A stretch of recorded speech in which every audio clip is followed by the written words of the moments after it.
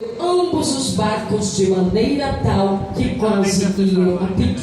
E vendo isto, Simão Pedro prostrou-se aos pés de Jesus, dizendo: Senhor, ausenta-te de mim, porque sou um homem pecador.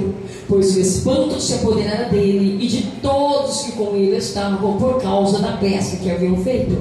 E de igual modo também de Tiago e João, filhos de Zebedeu, que eram companheiros de Simão. E disse Jesus a Simão: não temas, de agora em diante serás pescador de homens. E disse Jesus a Simão: não temas, de agora em diante serás pescador de homens. E levando os barcos para a terra, deixaram a mentira, a fofoca, o disse-me-disse, a vida do teu irmão, porque para seguir Jesus precisa deixar tudo. Deixaram tudo e os seguiram. A igreja pode se assentar em nome do Senhor Jesus.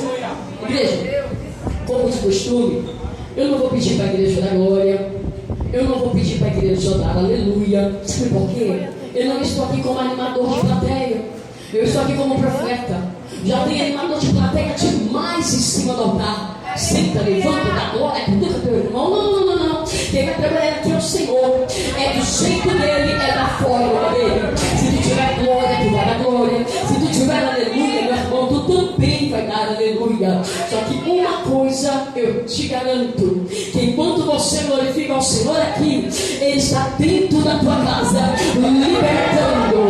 Enquanto você glorifica ao Senhor aqui, Ele está te curando aí, Ele está curando dentro da tua casa. Então, se você quiser libertação, você vai glorificar. Se você quiser cura, tu também vai glorificar o Senhor neste lugar.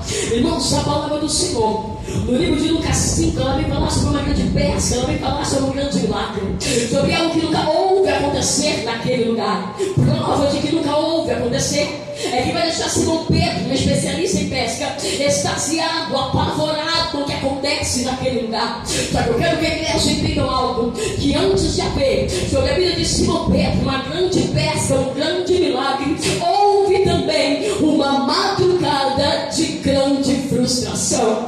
Eu não sei como começou o seu dia, como está sendo a sua noite, só que o Senhor me trouxe aqui para te dizer que da forma que começou, não vai terminar, porque o Senhor tem algo preparado para minha e para a sua vida neste lugar. Entenda que a palavra do Senhor vai dizer que Simão Pedro é especialista em pesca. Simão Pedro é conhecedor de alto mares. Simão Pedro sabe como se posicionar em alto mar, conhece o lugar propício aonde haveria peixe. Nós podemos dizer que Tiago e João, eles são sócios de Simão Pedro na pescaria. Eles trabalham juntos, eles estão juntos por um tempo inteirinho. Só que uma madrugada, nada diferente sobre a vida de Simão Pedro. A mesma rede, o mesmo barco, o mesmo posicionamento em alto mar. Só que nessa madrugada, Simão Pedro sai de casa com o propósito de uma pesca no seu coração. Só que naquela madrugada, o Senhor havia preparado sobre a vida de Simão Pedro algo além do que ele havia colocado em seu coração. Porque o Senhor havia preparado a pesca maravilhosa. Eu não sei o que você pediu para Deus antes de sair da tua casa, só que essa noite o Senhor está dizendo: eu tenho mais, eu tenho além do que você pediu. Porque para você basta uma libertação. Só que essa noite o Senhor está dizendo que além de libertar, Ele vai pôr no altar para pregar. Além de libertar, vai ter que dizer: Ele salva, Ele cura e Ele liberta. A palavra do Senhor vai dizer que Simão Pedro ele vai para o alto mar.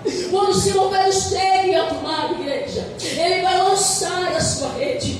Só que o bom pescador de peixe precisa entender que ao lançar a sua rede é necessário esperar um tempo determinado para retirar a rede do alto mar.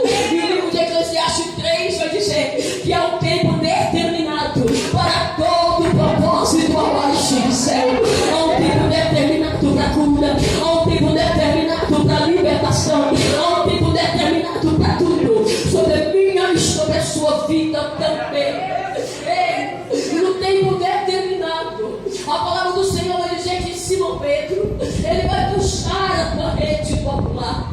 Só que a palavra do Senhor ela é clara em dizer que quando Simão Pedro ele puxa a tua rede, nada ele veio apanhar. E essa noite eu vim pregar para pessoas que estão prestes a abandonar a rede, que estão prestes a abandonar aquilo que o Senhor colocou nas suas mãos. E eu vim aqui te dizer que não é tempo de parar, é tempo de continuar, é tempo de permanecer.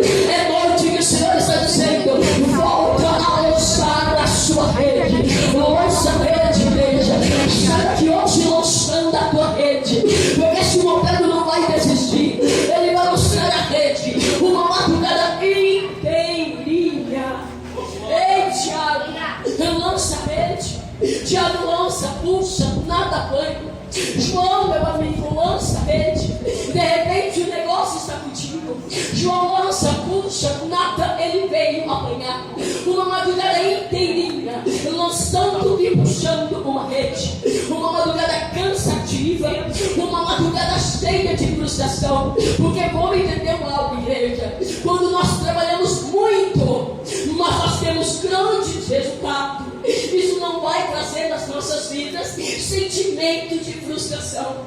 Agora, quando nós trabalhamos muito e nós temos pouco resultado, isso já vai trazer nas nossas vidas um grande sentimento de frustração.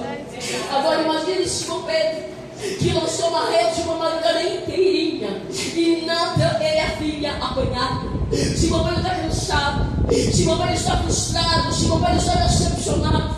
Mas a palavra do Senhor vai dizer que mesmo Simão Pedro cansado, mesmo Simão Pedro frustrado, ele vai tirar um tempinho para lavar a sua rede. E eu vou rasgar, porque a igreja precisa entender isso. Um bom pescador de peixe precisa entender.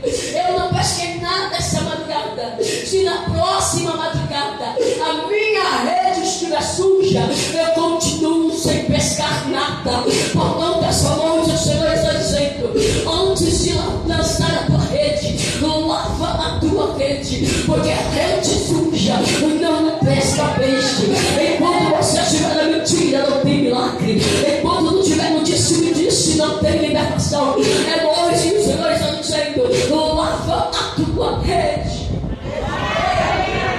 Então, que Simão Pedro está lavando a rede, a palavra do Senhor vai dizer que Jesus, ele vem sendo seguido por uma grande multidão.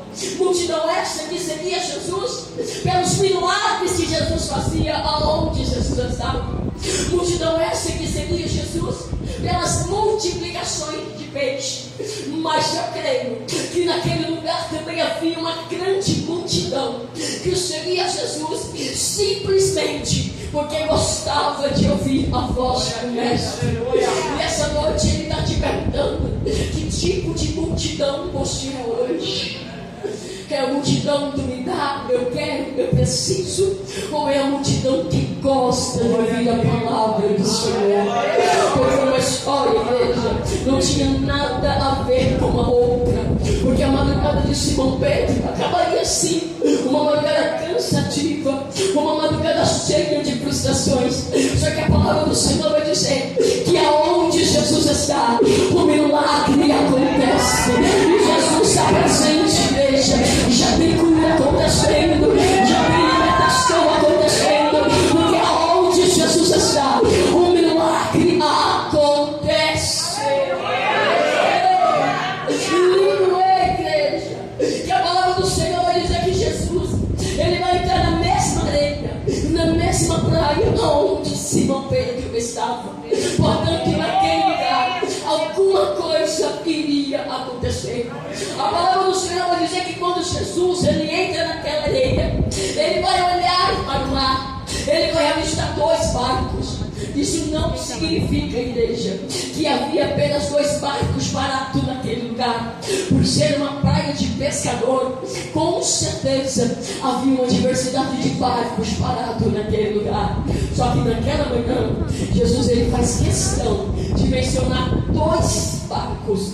Sendo um desses barcos de Simão Pedro, sendo um desses barcos de quem está mais cansado, de quem está mais frustrado, sendo um desses barcos de quem está dizendo: Senhor, eu não suporto mais viver esse processo. Sendo um desses barcos de quem já está olhando para o alto e dizendo: Senhor, eu cheguei no meu limite. Só que essa noite eu vim aqui te dizer que Ele é especialista em chegar nos nossos limites. Ele chegou no limite da viúva de Naim, qual era o limite dessa mulher? O portão da cidade. Cidade de Naim não havia sepulcro. Para aquela mulher sepultar o teu filho, teu sonho, teu projeto, ela precisava atravessar o portão da cidade. Só que a palavra do Senhor vai dizer que antes dela atravessar o portão, Jesus ele chega fazendo milagre. E essa noite o Senhor está dizendo: ninguém sai, porque quem chega na casa hoje é Ele. Quem chega fazendo milagre é Ele. Ninguém sai, o Senhor está dizendo, porque quem entra hoje é Ele.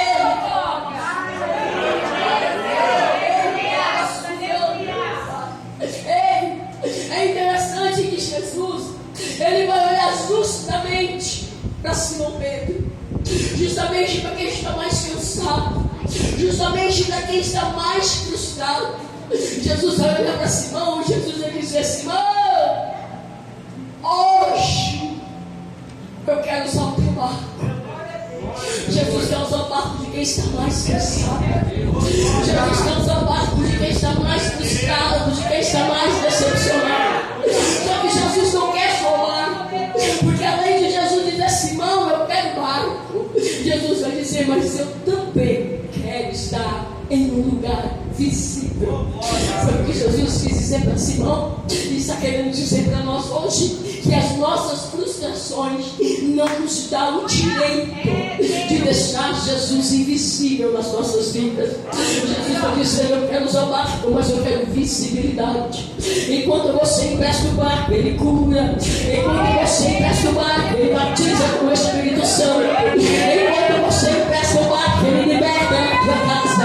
Então o Senhor está dizendo: empresta o barco e o restante Ele se responsabiliza. Simão tinha todos os motivos do mundo para olhar para Jesus naquela manhã e dizer aquilo que nós estamos acostumados a dizer. Simão simplesmente poderia ter olhado para Jesus e ter dito: Jesus, olha, eu sinto muito, mas hoje não dá. O meu barco está impossibilitado. Olha, se tu não viu, eu vou te contar uma história.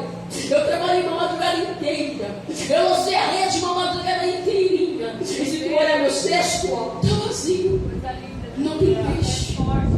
Só que Simão vai fazer aquilo que nós precisamos fazer todos os dias. Porque Simão ele simplesmente vai pegar Jesus pela mão, vai colocar Jesus no barco e vai começar a trazer Jesus para um lugar possível. Ei, Simão, Jesus está bom aqui? Não, Simão, mais um pouquinho para a direita. Jesus, e agora? Simão, mais um pouquinho para a direita.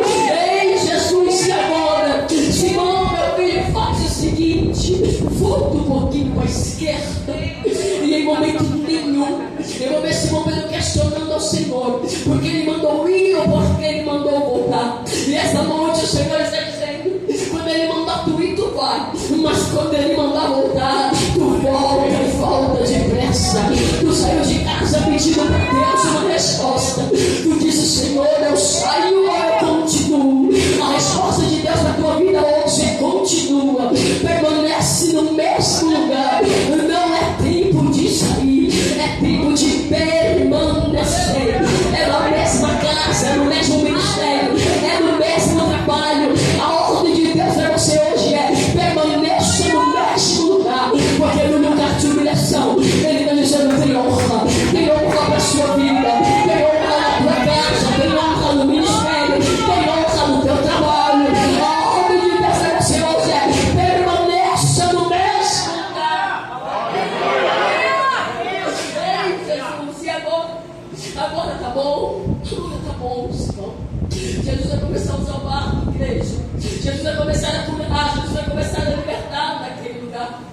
nós prestarmos atenção no contexto desta história, enquanto Jesus está trabalhando com a multidão, em momento nenhum Jesus vai se aproximar de Simão Pedro. Sabe o que é isso? É que tem momentos nas nossas vidas que o que o Senhor tem está no tete a tete, está no olho, está nas tuas madrugadas de adoração ao Senhor, nas tuas subidas, nas tuas descidas do monte, está nas tuas manhãs de jejum, é sacrifício ao Senhor. Muitas vezes nós queremos ouvir o Senhor falar no meio da multidão, mas nem sempre o Senhor quer falar conosco no meio da multidão. Portanto, igreja, volta ao tete a tete com o Senhor, volte a orar na madrugada, volte a subir a descer monte, volte a jejuar, porque nós vivemos hoje uma geração que não ora mais, não busca mais, não intercede mais, não jejua mais, mas essa mesma multidão que já levanta de manhã pedindo para Deus um milagre. Só que essa noite o Senhor está dizendo que é milagre desce, que a libertação desce, que a cura desce. É tempo de descer, igreja. Já foi falado aqui, estamos vivendo o final dos tempos. Não é tempo de pararmos de orar, é tempo de buscarmos pela nossa família. Ei, Simão Pedro simplesmente, igreja, emprestou o barco. Jesus começa a usar, Jesus cura, Jesus liberta naquele lugar. Depois que Jesus para de trabalhar com uma multidão, agora vai chegar o momento de Simão Pedro, porque agora vejo Jesus olhando para Simão e dizendo: Simão, cadê a tua rede? Simão vai olhar para Jesus e dizer: Senhor, eu guardei. Guardou, Simão? Não era para guardar, mas já que guardou, volta lá, pega a tua rede, entra nesse barco e vai para o outro lado. Eu vejo Simão olhando para Jesus dizendo: Jesus, a mesma rede. E Jesus dizendo: a mesma rede. O mesmo barco. Que Jesus dizendo: o mesmo barco. Jesus, o mesmo mar. Jesus dizendo: Simão, é o mesmo mar. Só que agora, meu filho, eu não te quero no começo, eu não te quero no meio, eu te quero no profundo. O caminho para você está no profundo.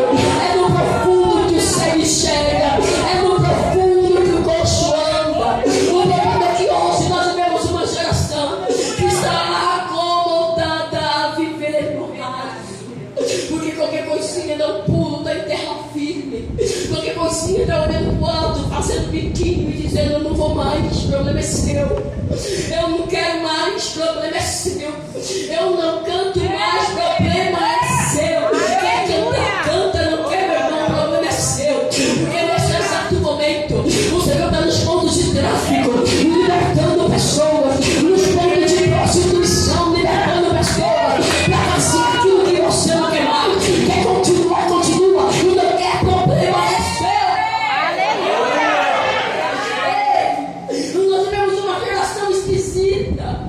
É uma geração que louva o Senhor aqui dentro, mas quando vai para as redes sociais, vai postar fotinhas com músicas seculares e passa o tempo dizendo: nada a ver. E eu vim essa noite dizer para você: tudo a ver. Ou você serve a Deus, ou você serve a Baal. Escolhe um lado, meu irmão, porque o mundo já está maligno. Ou você louva para Deus, ou você canta para Baal, porque de uma fonte só não pode jorrar dois tipos de água. Ou a água doce ou a água é amarga. Porque nessa noite o Senhor está dizendo: escolhe um lado. Se é Deus, segue, mas se é Baal, sinta-se à vontade.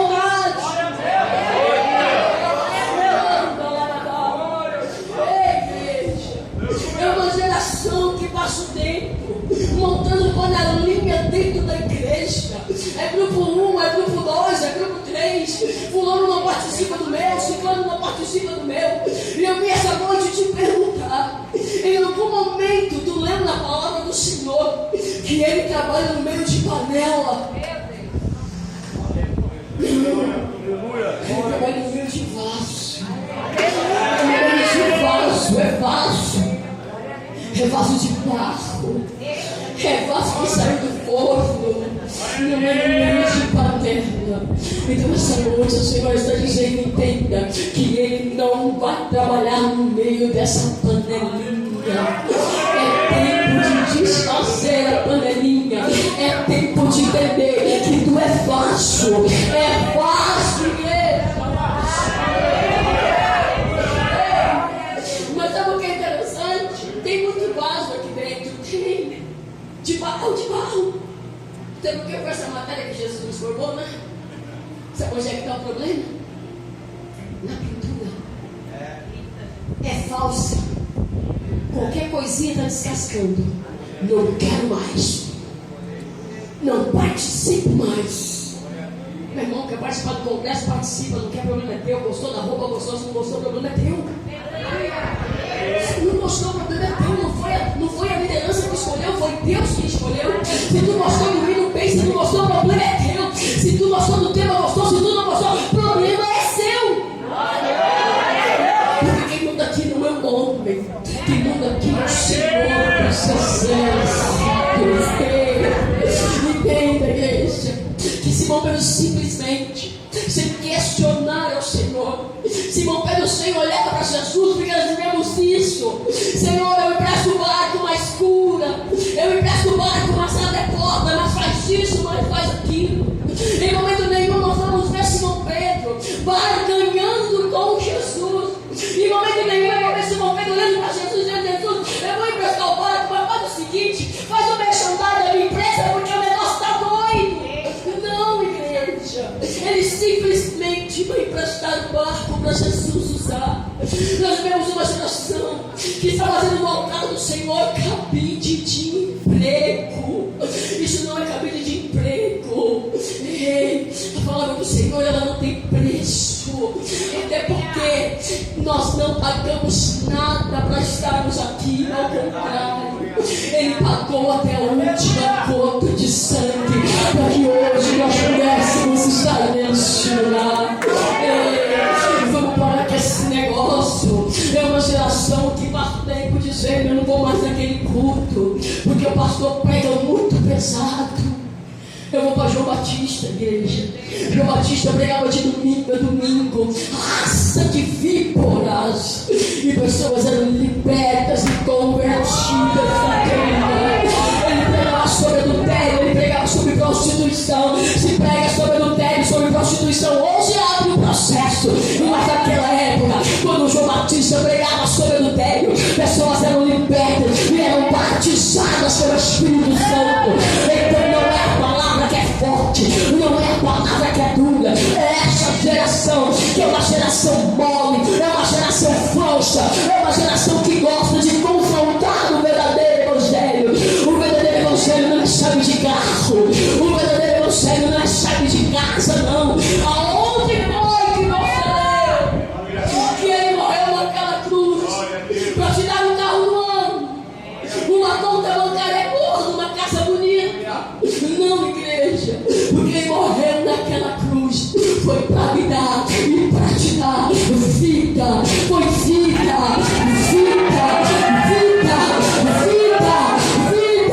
vida eterna com abundância. Ele não prometeu ouro, Ele não prometeu prata. O que Ele prometeu para nós foi: eu vou para o Pai preparar-vos o meu lugar. Não é aqui. O seu lugar não é aqui. Simão Pedro simplesmente vai e veja o alto mar.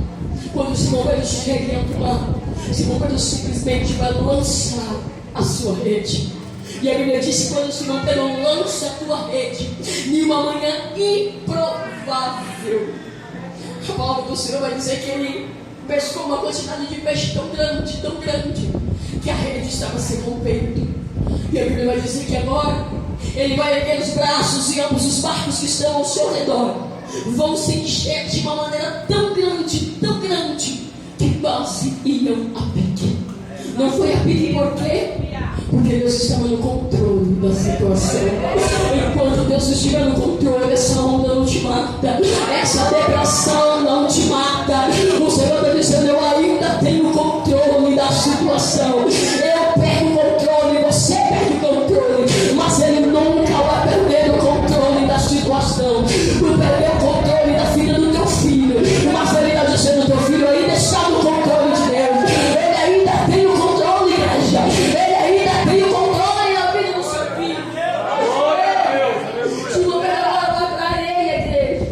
Simão Pedro está tão extasiado, tão apavorado com o que aconteceu naquele lugar.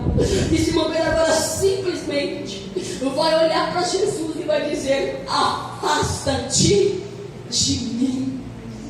Eu vejo Jesus olhando para Simão e dizer: Simão, se afastar de você por quê? Simão olhando para aquela quantidade de peixe e dizendo: Senhor, porque eu não mereço tanto. Porque tudo que aconteceu na vida de Simão naquele dia foi por um único propósito. Tem muitas coisas acontecendo na tua vida por um único propósito. Porque quando Jesus vai dizer: Simão, tu não mereces tanto, por quê? Aí Simão vai chegar onde Jesus queria. Porque sou eu, um homem pecador.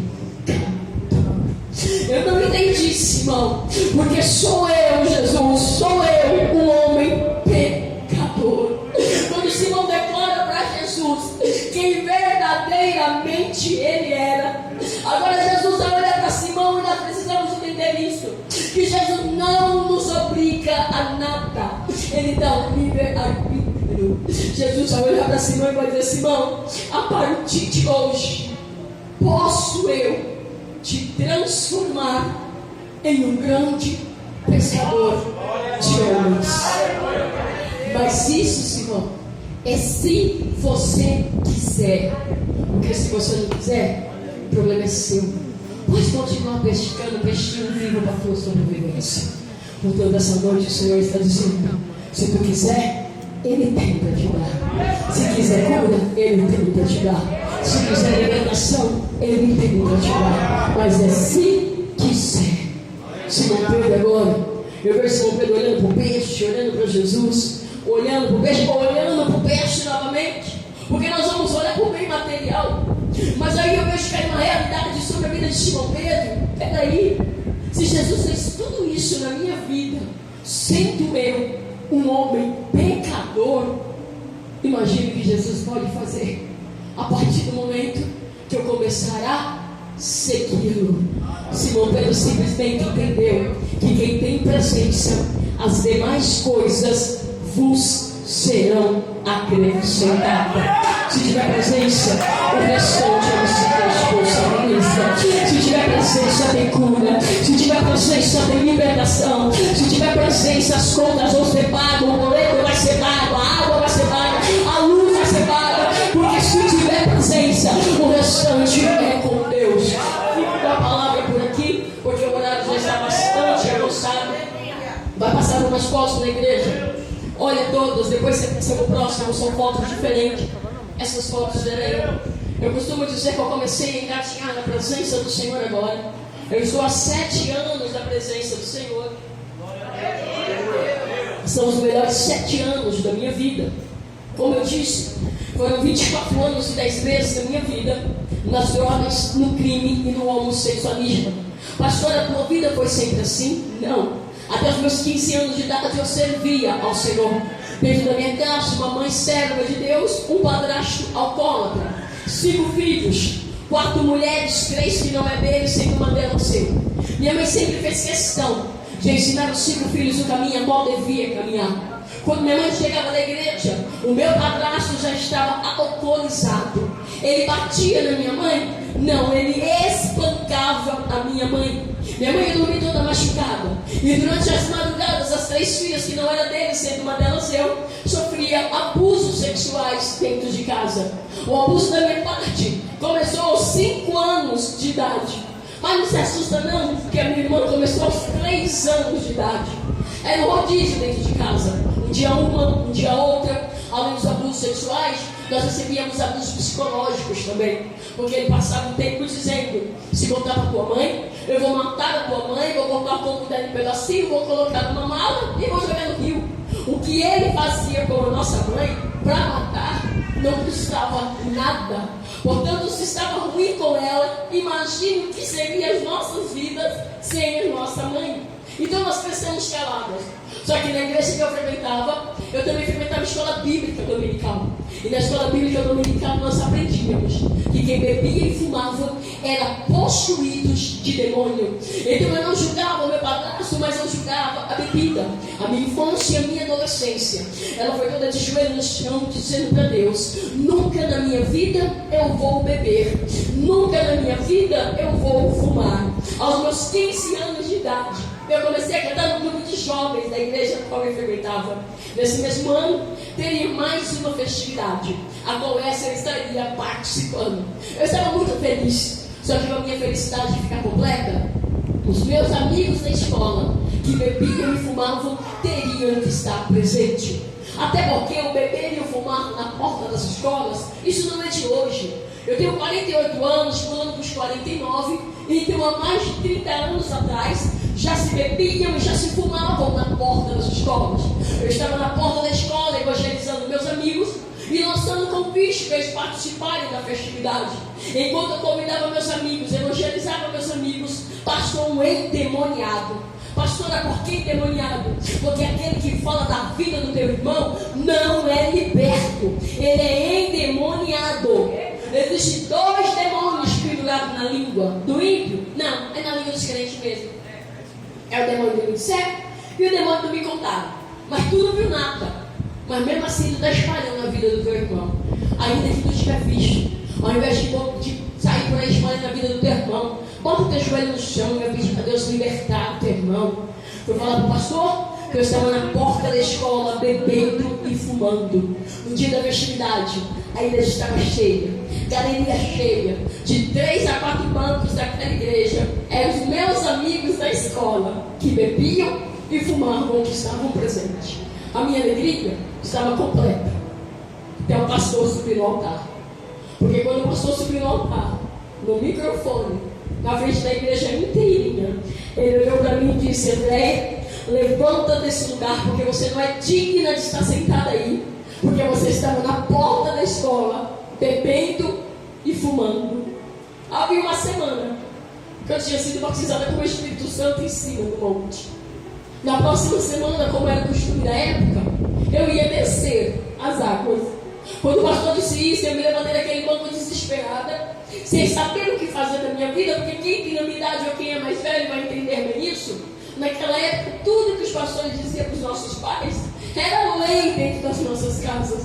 E minha mãe sempre seguiu o livro de Provérbios à risca. Se necessário for, corrija o teu filho com vara.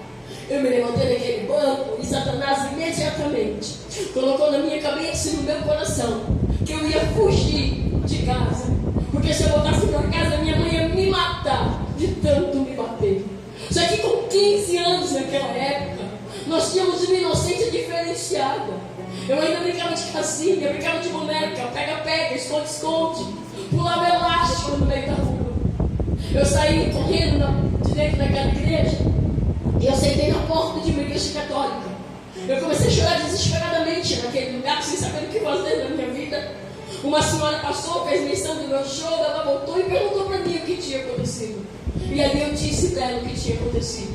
Antes de eu dizer para ela que eu não bebia e nem fumava, ela olhou nos meus olhos e disse assim para mim: mas menina, eu vejo nos teus olhos que você nem bebe e nem fuma. E ali pela primeira vez saiu da minha boca o que acontecia dentro da minha casa, quando o meu padrasto estava alcoolizado. Mas eu também disse para ela que eu ia fugir de casa. Se tem um negócio que Satanás gosta, é de ter certeza daquilo que sai das nossas bocas. Ela perguntou para mim se eu tinha certeza que eu ia fugir de casa. Eu disse para ela que eu tinha. Quando eu disse para ela que eu tinha certeza, ela falou assim para mim: menina, eu não vou te deixar largada por aí não.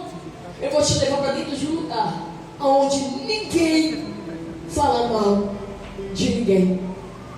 Eu já frequentei diversos tipos de religiões.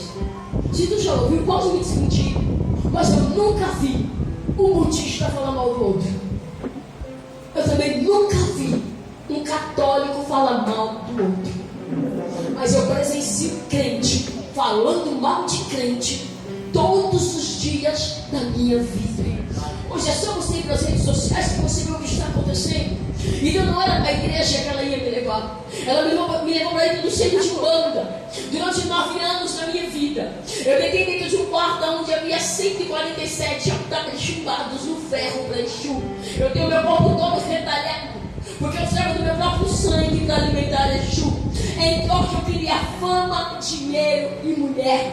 Eu me transformei num monstro tão terrível dentro daquele lugar, que enquanto a minha mãe estava de joelho no chão, perguntando para Deus aonde eu estava fazendo o trabalho de uma tia negra, para tirar a vida da minha própria mãe, porque eu peguei ódio da minha mãe dentro daquele lugar. Eu virei monte de corte. Para quem não sabe o que é isso, era eu quem sacrificava os animais em dias de oferenda. E nos dias de oferenda, o meu único alimento era o sangue fresco dos animais. Em troca, eu queria fama, dinheiro e mulher. Eu me envolvi com uma gangue. Hoje é quadrilha. Naquela época era gangue. Eu saí de São Paulo para Florianópolis para praticar assalto. Só que não era qualquer assalto. As empresas não pagavam no cartão. Pagavam dentro das próprias empresas. Alguém de dentro da empresa passava todas as coordenadas para nós nos amávamos até os dentes. Entrávamos nas empresas e tirávamos malote das empresas. Com esse dinheiro, eu comecei a juntar e montar bocas de tráfico. Todas as bocas de tráfico que eu montava eram ao redor das igrejas, porque eu gostava de afrontar os crentes. Dia de domingo, que as igrejas estavam lotadas, eu acendia cigarro de maconha na porta da igreja e, rindo com os meus amigos, eu lançava fumaça para dentro da igreja e eu dizia: agora eu quero ver os crentes da glória a Deus, aleluia, tudo doidão. Essa era a vida que eu levava. Eu virei gerente do Tribunal do Crime, de uma das maiores facções do Brasil. Eu sentenciei diversas coisas dentro daquele lugar. Não satisfeita, eu comecei a roubar banco. Eu criei fortuna, casas, carros, apartamento, casa de prostituição, que naquela época era a forma mais fácil de lavar dinheiro. Eu tinha 4. Só trabalhava naquele lugar meninos e meninas dos 12 aos 17 anos. Passava disso, eu dizia que não prestava para mais nada. Quanto mais dinheiro eu tinha, mais dinheiro eu queria. Quanto mais cocaína eu cheirava, mais cocaína eu queria cheirar. E sempre de nariz em pé, dizendo: o dia que eu quiser parar, eu paro. Mentira, não para. O último assalto a banco que eu fiz, eu fui presa. Eu fiquei 10 anos da minha vida atrás das grades. Foram os piores 10 anos da minha vida. Em 2013, quando eu saí daquela cadeia, eu saí de lá com um único propósito. Porque se tem alguém que já foi preso aqui, vai entender muito bem isso. Dentro da cadeia tem um tal do mistério que não é o caso. Ou seja, que só prega bênção dentro da cadeia. Oh, Deus que dá é dentro da cadeia. Ele não cobra nada, ele só dá. Saí da cadeia, fui no centro de Umbanda, tomei um tal do banho, me enchi de contrebum, botei 25 guias no peito, não chamava Deus de Deus. Olhei para o alto e disse: camarada, agora estou segura, vou voltar para São Paulo. Quando chegar em São Paulo, eu vou matar só mais um. Aí eu vou para a igreja dos crentes, para ver se foi tudo isso mesmo. Quem era mais um? O meu padrasto, é lógico, né? 19 anos da minha vida se passou. Durante esses 19 anos, a minha mãe, a minha família, nunca mais tinha escutado falar o meu nome. Já tinha me dado como morta. Mas quando eu voltei, minha mãe falou que quando eu estava com 6 meses de desaparecido, Deus usou meu irmão no ciclo de oração e disse para ela que não importasse o tempo que passasse, mas que a filha dela ia voltar viva. E a minha mãe se apegou à promessa que o Senhor havia feito. Enquanto muitos diziam que eu estava morta, minha mãe sempre dizia: não mate os projetos de Deus sobre a minha vida. Quando meus irmãos diziam: mãe, a senhora ainda tem 4 filhos, Andréia já está morta. Minha mãe dizia: não, a minha filha não está morta, porque coração de mãe não se engana. Eu vim de Florianópolis para São Paulo, 960 quilômetros mais ou menos, gravando o nome da minha mãe, porque eu tinha certeza que 19 anos depois ela não saberia mais quem eu era. Eu fui para o mesmo endereço, era o único que eu tinha, mas na época eu sabia que a casa era própria. Quando eu cheguei naquele portão, ao invés de eu chamar o nome da minha mãe, Eu gritei bem alto: mãe! Quando eu chamei mãe, saiu uma senhora que eu não reconheci. Porque quando eu fugi de casa, minha mãe era bem gordinha. Quando eu voltei, estava uma senhora magrinha, com pressão alta emocional, tireoide emocional, diabetes emocional. Tudo sobre a vida da minha mãe era emocional. Eu não reconhecia minha mãe. Mas quando a minha mãe veio assim no portão, a primeira coisa que minha mãe fez foi colocar os joelhos dela no chão, erguer os dois braços dela para o alto e dizer: Deus cumpriu a promessa que Ele fez na minha vida. A minha filha não está morta. Ela abriu aquele portão para mim e ela me deu um abraço que há 19 anos da minha vida eu não recebia. E ela disse para mim assim: filha, entra. Naquele dia ela tinha tudo para não abrir aquele portão para mim.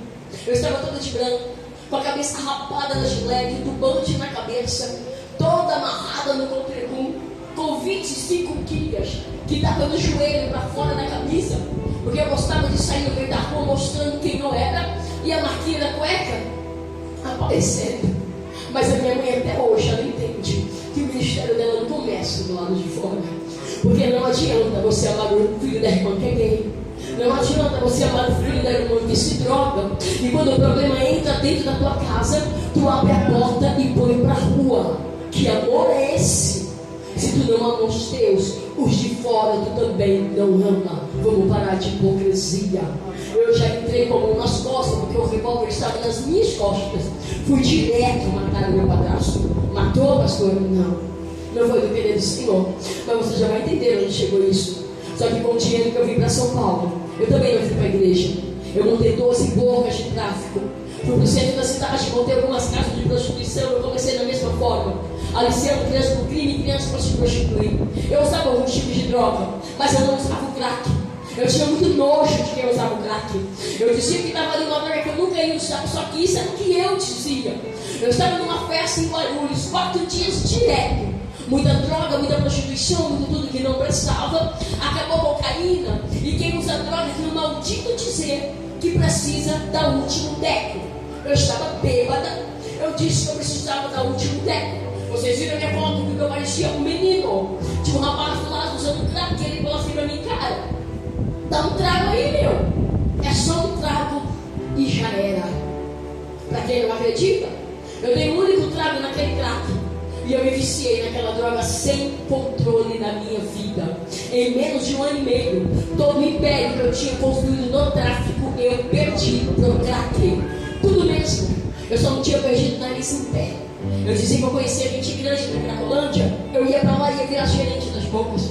Só que quem vive nesse meio sabe que quando se envolve com crack, perde a tal da consideração entre eles.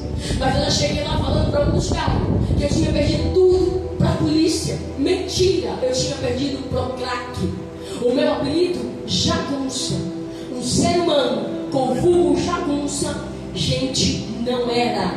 Ele olhou para mim e disse assim: Jagunça, você deu sorte. A gente está precisando de alguém para trabalhar. Eu achando que eu ia virar gerente das bocas, eu perguntei para ele para fazer o quê? Ele falou para mim: vai ficar no meio desses zumbis aí, ó, passando crack. É pegar ou largar. Eu achei que era a minha única solução. Eu aceitei.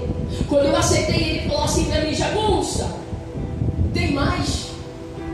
O teu pagamento é em crack.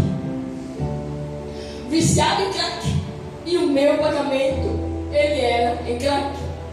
Quanto mais droga eu vendia, mais crack eu usava. Teve dias de eu fumar 40, 45 pedras de crack.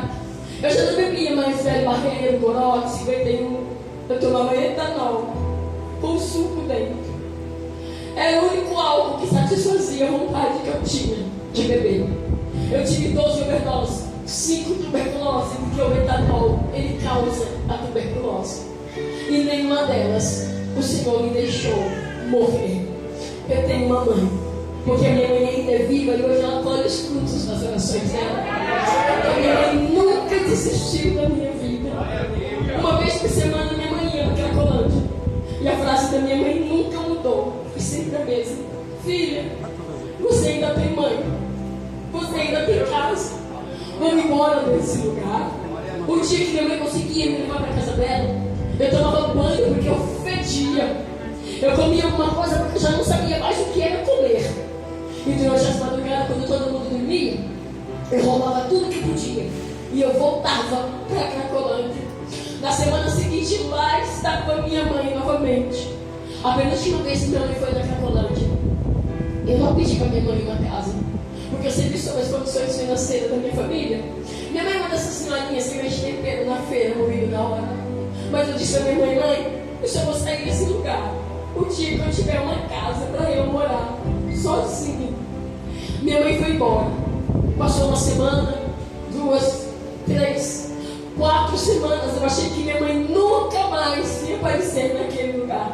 5 semanas depois, minha mãe aparece na Cracolândia com uma chave na mão. Minha mãe falou assim: minha filha, me perdoe a demora, porque eu estava mobiliando um quartinho para você morar. Agora você vai embora desse lugar. Eu comecei a juntar umas coisas que, se você prestar atenção, todo morador de rua carrega um saco preto nas costas. Não tem nada nesse saco, gente. Eu carregava lixo nas minhas costas. Minha mãe falou: não, daqui eu só quero você. Dentro da sua casa tem tudo que você precisa. Quando eu cheguei naquela casa, ela alugou um quarto grande. Ela me pediu com uma cortina para fazer quarto e para fazer cozinha. Algo dentro daquela casa muito me chamou a atenção, porque minha mãe comprou uma caixa enorme de filme. Eu acho que minha mãe queria me entender assistir filme.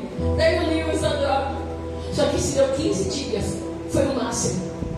Porque eu já estava dormindo no papelão e me cobrindo como um lençol. Porque tudo o que tinha dentro daquela casa eu já tinha trocado pelo crack. Até o relógio da água, que era de cobre fundo, eu arranquei o relógio e vendi para usar crack. Eu era considerada nóia, o lixo, a cracuda, a escórnia daquele lugar. Quantas vezes eu ouvia dizer que Deus libertava, e eu sempre dizia que era mentira, porque Deus não me libertava. Porque é muito fácil você dizer que está nessa vida porque quer, entrou porque quis. Agora sair é muito difícil. Muitas vezes eu estava angustiado, desesperado, querendo morrer. E eu me levantava suja, fedida. E eu ia para as portas das igrejas, porque eu queria ouvir falar de Jesus. Quando eu chegava na porta da igreja, quem estava na porta da igreja não me deixava entrar, porque eu estava suja e fedida. Eu não podia ouvir falar de Jesus. Quando eu encontrava alguma igreja que me deixava entrar, eu vinha da porta até perto do altar, procurando um banco onde tivesse mais pessoas e me coubesse no meio. Porque eu achava que quanto mais pessoas tivessem, alguém ia se levantar e ia me dar um abraço. Eu só queria um abraço. Eu só queria me sentir gente de novo. Só que quem estava do meu lado se levantava porque se incomodava com o fedor e não voltava mais. Hoje eu faço trabalhos na Cracolândia, nas quarta-feiras. Eu não preciso levar Bíblia, porque eu levo o meu abraço. Porque um abraço cura, um abraço liberta, um abraço transforma. E não te custa nada. Eu saía muitas vezes pior que eu tinha crack. Eu estava em casa um dia muito louca de crack. A minha sobrinha com 9 anos de idade. Por isso que vale a pena ensinar o seu filho o caminho que ele deve andar. Ela entrou dentro da minha casa, ela disse assim pra mim: tia, eu só vim aqui te contar uma coisa. Eu falei: fala, Catherine, o que foi? Ela falou: tinha tem uma semana que eu não consigo dormir direito. Eu falei pra ela: o que eu tenho a ver com isso? Ela falou pra mim: porque todas as noites que eu fecho os meus olhos, o Senhor me mostra a senhora dentro de um caixão, dentro de uma igreja.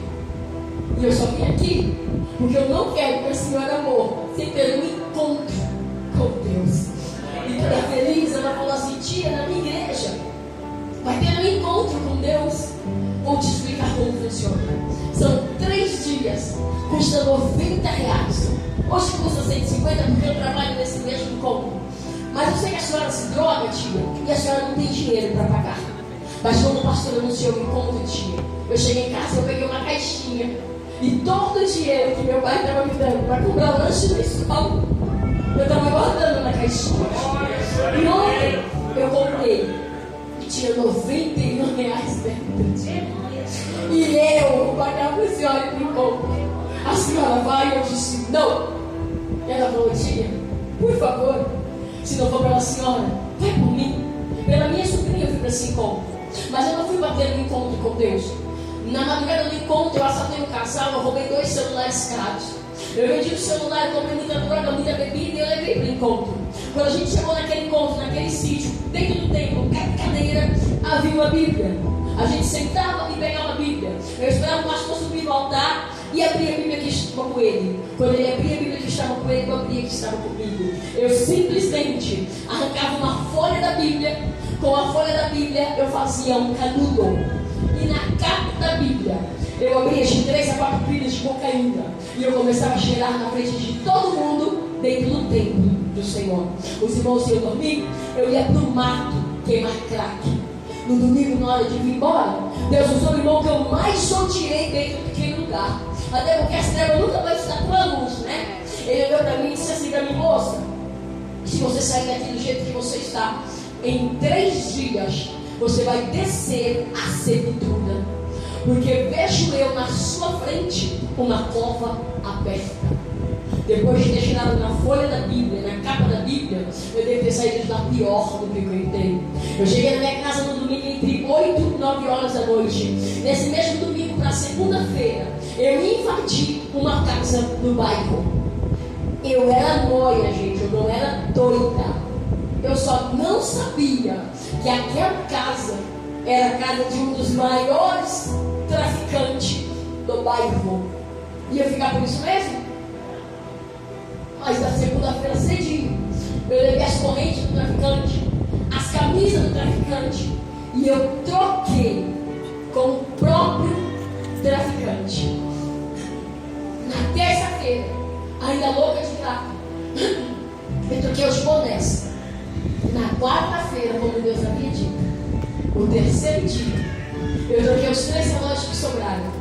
Eu cheguei a trocar os 3 relógios por droga. Eu enchi os 2 bolsos da calça de droga. Quando eu cheguei na esquina do beco, eu só consegui contar até 17 deles. Mas chegou mais de 30. Pedaços de pau, ferro, fio, corda, soco inglês. Eu apanhei tanto que chegou uma hora que eu não sentia mais dor. Porque o meu corpo já estava anestesiado de tanta porrada. Do meu lado esquerdo, do meu lado ficou fundo, porque um dos traficantes apareceu com uma marreta com um carro deste tamanho. E ele disse: é para matar, porque o carro já está aí para desovar. Com o pé, ele ajeitou a minha cabeça e ele me deu uma marretada. Que ali, gente, eu senti a dor da morte. Mas ali eu também tive tempo de lembrar que Deus me chamava camarada. E eu disse para Deus: Deus, me dá uma chance. Por favor, só me dá uma chance. E eu morri porque quem conhece traficante sabe que eles só desobam quando tem certeza que está morto. E dentro daquele matagal, aonde eles desovaram o meu corpo, Deus me deu a chance que eu havia pedido para ele. Pastora, você deu valor à chance que Deus te deu? Não. Deus sabia? Sabia. Ele já quis mostrar que em momento nenhum da minha vida ele havia me abandonado. Eu continuei mais 3 meses na mesma situação, jurado de morte dentro do mesmo lugar onde eu moro hoje. A pastora desse encontro, ela não desistiu da minha vida.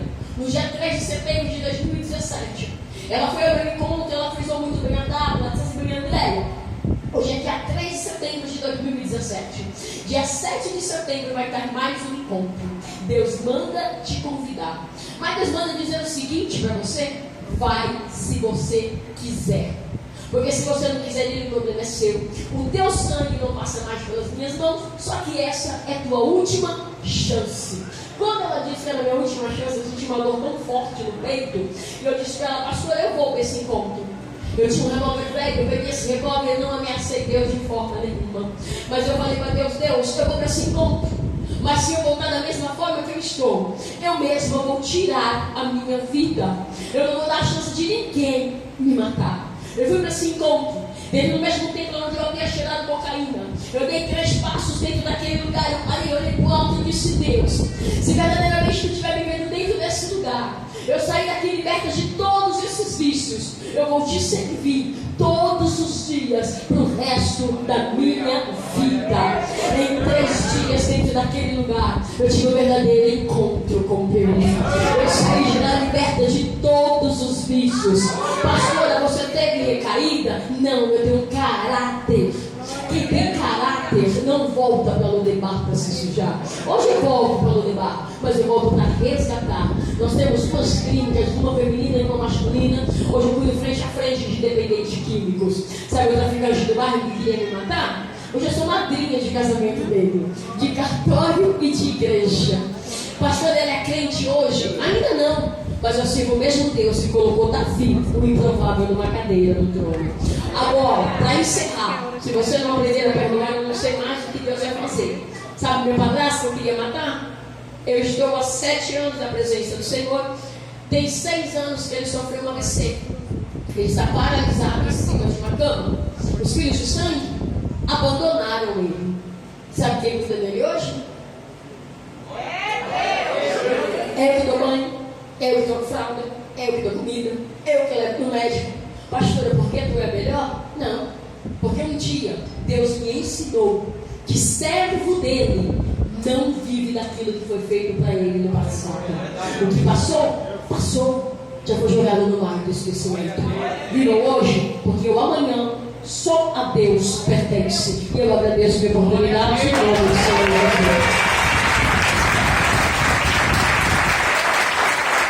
Glória a Deus. Amém, gente?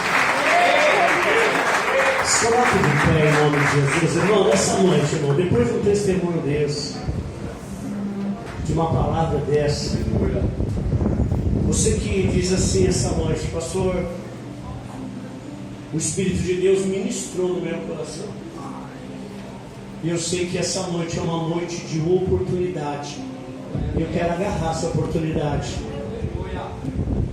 Eu quero Jesus.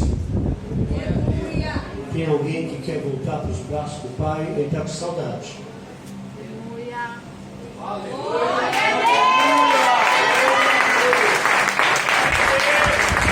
Glória a Deus.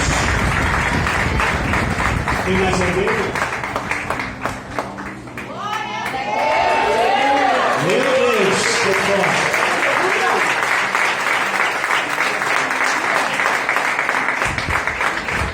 Tem mais alguém?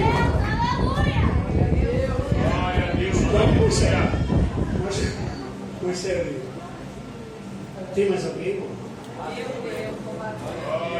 Ao poder da palavra, ao poder do testemunho. Por isso que a gente tem que testemunhar para a glória de Deus, para a glória de Deus. Tem mais alguém? Ó, escute isso aqui, ó.